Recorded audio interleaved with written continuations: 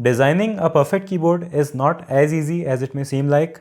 There are so many areas which need to be perfected, and when you have features like RGB and macros added, the software also becomes a very important part of the experience. Today, we are going to look at HyperX Alloy Elite RGB keyboard from Kingston, who have some really good offerings across different price points, and this keyboard, being their flagship, also delivers a very solid experience. But Kingston isn't the most experienced of keyboard makers, and that gets apparent as soon as you launch their Ngenuity software, which we are going to talk about in detail too. Hey guys, I'm Siddharth, and this is HyperX Alloy Elite RGB Mechanical Gaming Keyboard Review.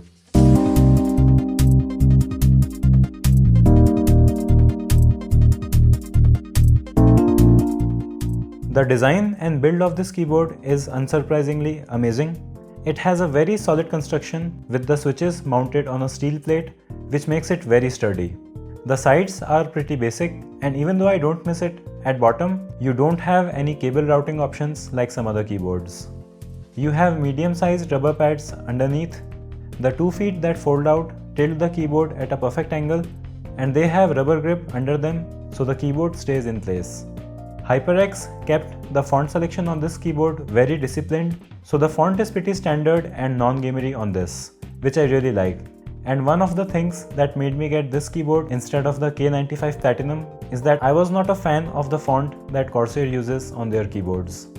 On the top right, you have media buttons and the volume wheel.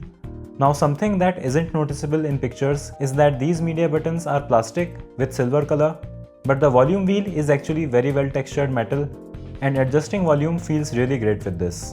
And this is a feature that I really consider essential in a keyboard at this point. On the top left side, you have 3 buttons to adjust the brightness, switch between the 3 profiles that you can store on the board on hardware level, and then a button to toggle the game mode. These keys aren't backlit, but I don't mind that because they don't stand out of the design. You have a big HyperX logo where the indicator lights should have been, which have been shifted to the corners. And the scroll lock indicator has been replaced with game mode indicator, which is something that I don't like. You also have a small HyperX logo on the spacebar, which looks really great. The wrist rest that is included with this keyboard is quite plasticky. It gets the job done, but it kind of feels like an afterthought and doesn't really match the exceptional build quality of this keyboard.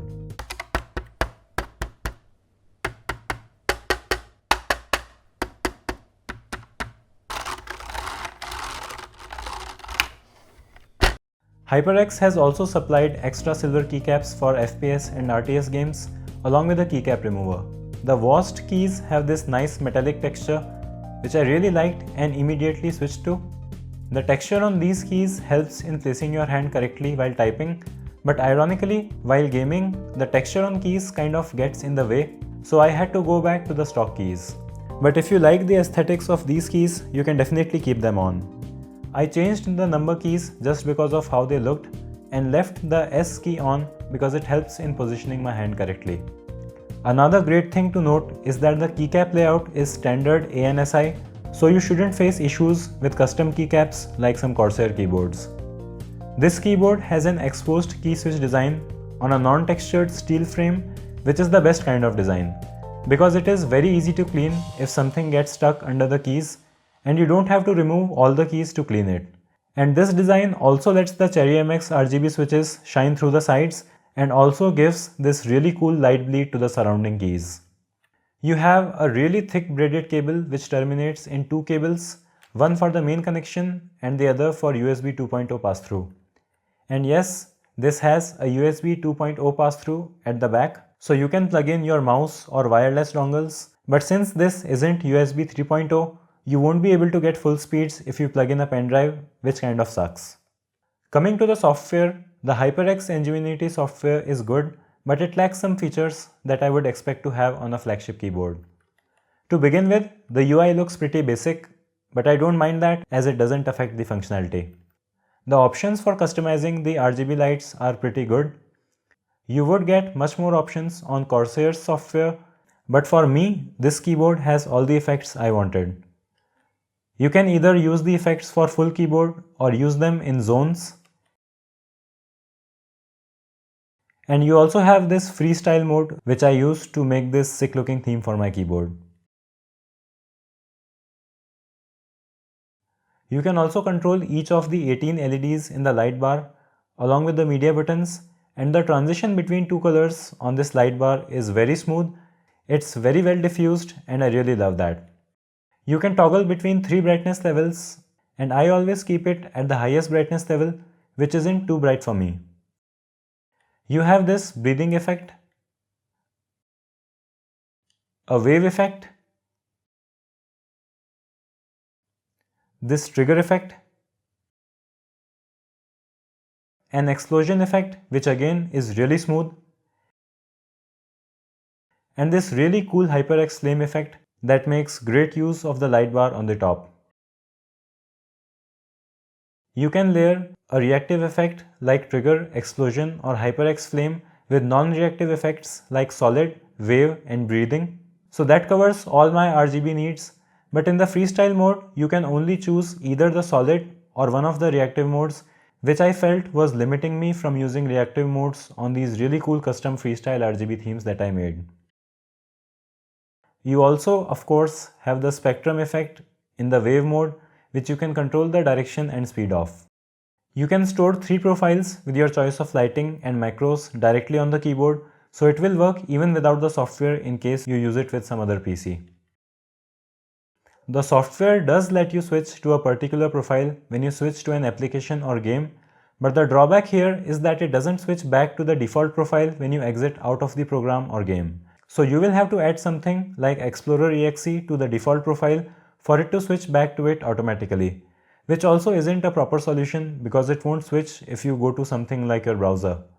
So you will theoretically have to add every other program for it to work perfectly, which isn't practical. Now, even Logitech's implementation is far from perfect here, but it is better than this. So the best solution for this HyperX keyboard is to just switch to the default profile manually with this button when you exit out of a program or game, or just learn auto hotkey programming instead of buying a 14,000 rupees keyboard. You can assign any keyboard or mouse function to any keys on the keyboard, which is really great and isn't available on all keyboards. But two of the drawbacks that I found was that on the numpad, the keys aren't detected differently depending on whether numlock is on or off, so it will perform the assign function irrespective of whether numlock is on or off. So I wanted to set some shortcuts to the numpad when the numlock is off, but that is not possible and this is something that can easily be done in auto hotkey. The bigger drawback for me is that the media button keys cannot be assigned different functions to, which I really wanted as that would have made up to some degree for the lack of dedicated macro keys on this keyboard. As for the macros, it does have good implementation for recording and editing macros. Setting up macros isn't the easiest thing to do here, but it will do whatever combination and sequences you want, so that's nice. Before we move on with this video, make sure that you are subscribed to the channel. I will have a video on this really awesome budget Cherry MX mechanical gaming keyboard too. Coming to other things that are not as awesome as my channel, the Ngenuity software also takes up an unreasonable 1.1 GB of space on your expensive SSD storage and takes up 160 MB of RAM, which is also much higher than the Logitech software. One of the softwares that I really wanted to use with this keyboard is Aurora, which is a really great software which lets you do all kinds of things on your RGB keyboard. It is very customizable, integrates amazingly with games, and also lets you monitor your temperatures with RGB lights, which is so great as it makes the RGB actually useful. It is supported on all major keyboard brands, but it isn't supported with the HyperX software, which really sucks. So if people at HyperX are watching this, please let the developer enable this software on your keyboard by providing an SDK. Coming to the key switches, with this keyboard you can choose between Cherry MX blue, brown or red switch. It is really great to see that you are able to get blue and brown switches with a gaming keyboard, and one of the main reasons I went with this keyboard instead of the K95 Platinum is that this keyboard is available with Cherry MX red switches, while with the K95 Platinum you can only go with brown or Cherry speed switches. The keycaps are also surprisingly great. While they are double shot ABS and not PBT, they actually feel really great with sharp edges that lets you be very accurate with your typing.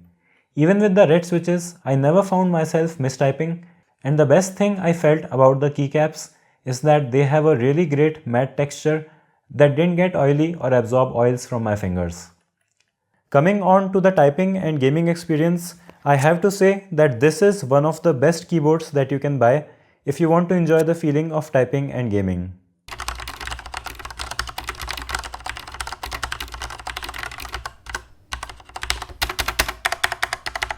While typing, the extremely sturdy steel frame combined with the awesome keycaps really gives it a very premium and precise feel.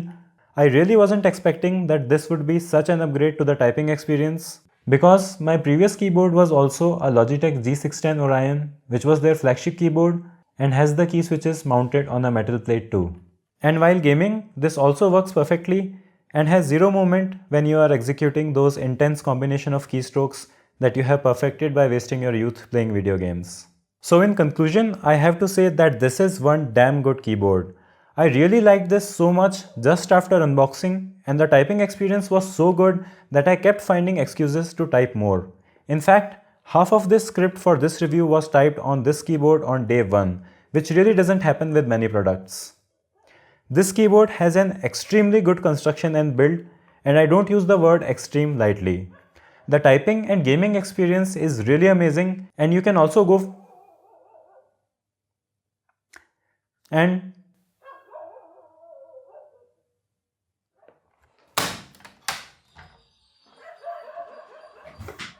so I don't know if you can hear it, but there's a dog outside that won't seem to quiet down. So if you hear a dog in the audio, then please ignore that. Every keystroke on it makes you feel the quality and sturdiness of its construction, and for me, it totally makes it worth the 12,000 rupees price tag. And you should be able to find it for cheaper during sales. And you can also go for the cheaper non-RGB version if you don't care about that and save some money. The lighting is also really great on this keyboard, and for me, it has all the RGB customization that I would want in an RGB keyboard. Now, the drawbacks for this keyboard are mostly with the Ngenuity software. It is good and has most of the features for most use cases, but the competition is significantly better, and the lack of Aurora support is something that I really wanted personally. In spite of the drawbacks of this keyboard, I wouldn't go for any other keyboard currently available on the market, so if you are planning to get this one, I can really assure you that you are really going to enjoy this, and this should last for a pretty long time. So that was it for this review. If you found this helpful, make sure you give this video a thumbs up. Also, don't forget to subscribe with bell icon for more videos like this. So thanks for watching, and I will see you in the next one.